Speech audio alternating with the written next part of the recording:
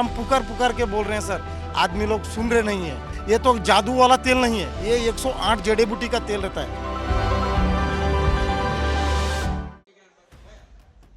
जल्लीकट्टू के आयोजन में 7 लोगों की मौत, कई लोग घायल। आखिर क्या है ये जल्लीकट्टू, आइए जानते हैं विस्तार से। तमिलनाडु में काणुम पोंगल के दिन जल्लीकट्टू और मंजूरी विरट्टू कार्यक्रम का आयोजन किया जाता है। इस कार्यक्रम के अलग अलग आयोजन में 7 लोगों की मौत हो गई है, जिनमें से अधिकतर दर्शक थे, जबकि एक बैल मालिक भी बताए जा रहे हैं। इसकी जानकारी पुलिस ने शुक्रवार को दी।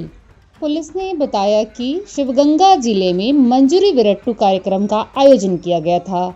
इस कार्यक्रम में बैल मालिक और उसके बैल की मौत हो गई।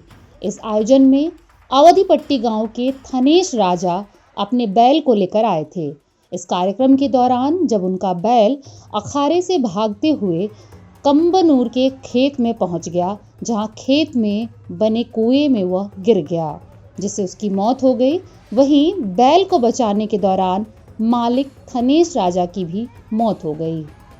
बताया जा रहा है कि इस कार्यक्रम में लगभग 130 लोग घायल हो गए हैं।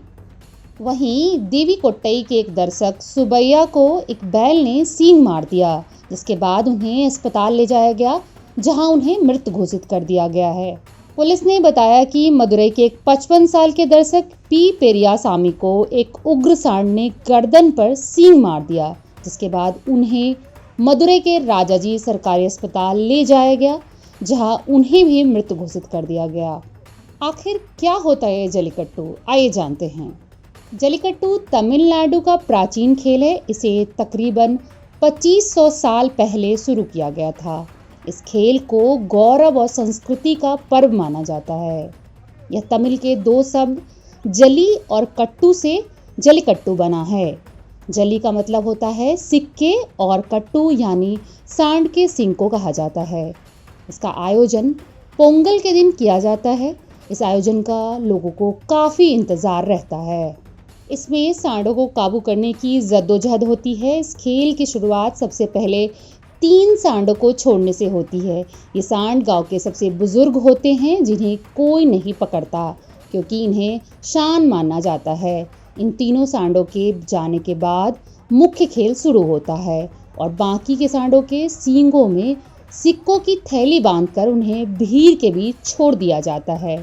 इसके बाद जो व्यक्ति सांड के सींग से सिक्के की थैली को निश्चित समय में निकाल लेता है, उसे विजेता बनाया जाता है।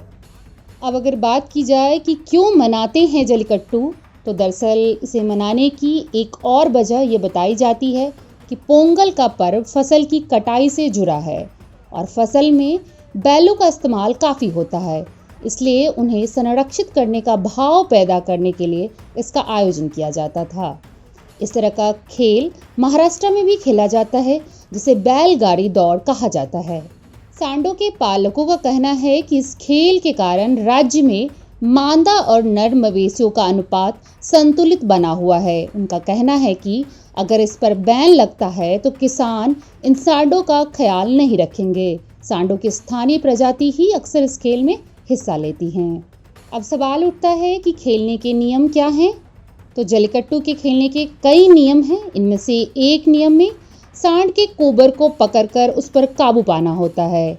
वहीं दूसरे नियम में सांड की पूंछ और उसके सींग को पकड़कर उसे काबू करना होता है, जबकि एक अन्य नियम में सांड को एक नियत समय में काबू में लाना होता है। ऐसा नहीं करने पर व्यक्ति हार जाता है।